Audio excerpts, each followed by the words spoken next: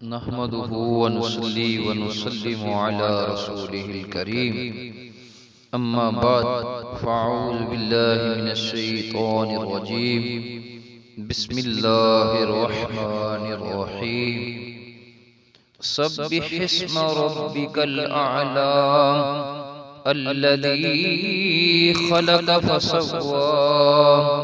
والذي قدر فهدى والذي أخرج المرعى فجعله غثاء أحوى سنقرئك فلا تنسى إلا ما شاء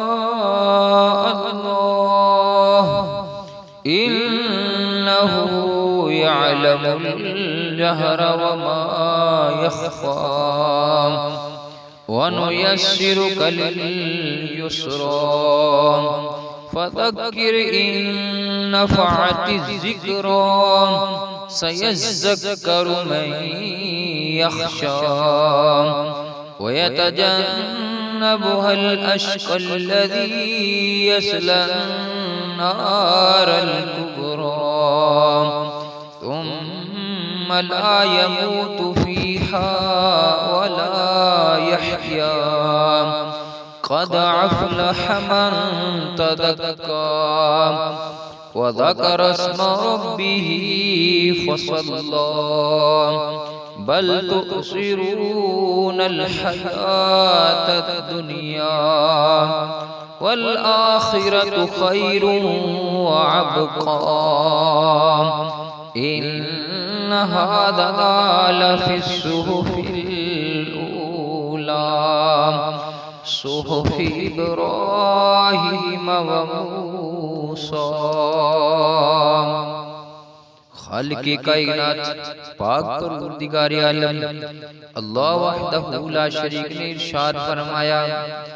اپنے رب کی نام کی تسبیح کریں جو سب سے بلند ہے، جس نے کائنات کی ہر چیز کو پیدا کیا، پھر اس نے جملہ تقاضوں کی تکمیل کے ساتھ درست توازن دیا، اور جس نے ہر چیز کے لیے قانون مقرر کیا، پھر راستہ بنایا، اور جس نے زمین سے چارہ نکالا،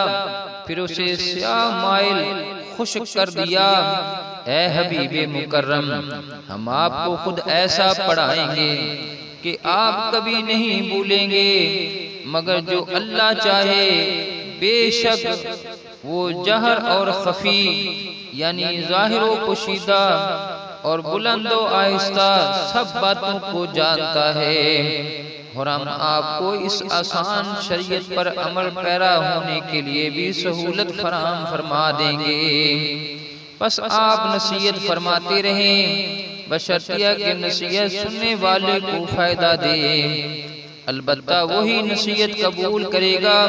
جو اللہ سے ڈرتا ہوگا، اور بدبخت اس نصیحت سے پہلو تہی کرے گا، اور جو قیامت کے دن سب سے بڑی آگ میں داخل ہوگا. پھر وہ اس میں نہ مرے گا اور نہ جیے گا. بے شک وہی بامراد ہوا جو نفس کی آفتوں اور گناہوں کی آلودگیوں سے پاک ہو گیا، اور وہ اپنے رب کا نام کا ذکر کرتا رہا، اور کثرت و پابندی سے نماز پڑھتا رہا. بلکہ تم اللہ کی طرف رجوع کرنے کی بجائے دنیاوی زندگی کی لذتوں کو اختیار کرتے ہو، حالانکہ آخرت کی لذت و راحت بہتر اور ہمیشہ باقی رہنے والی ہے. بے شک یہ تعلیم اگلے صحیفوں میں بھی مذکور ہے جو ابراہیم علیہ السلام اور موسیٰ علیہ السلام کے صحائف ہیں. صدق اللہ مولانا العظیم وصدق رسولہ النبی الامین الکریم.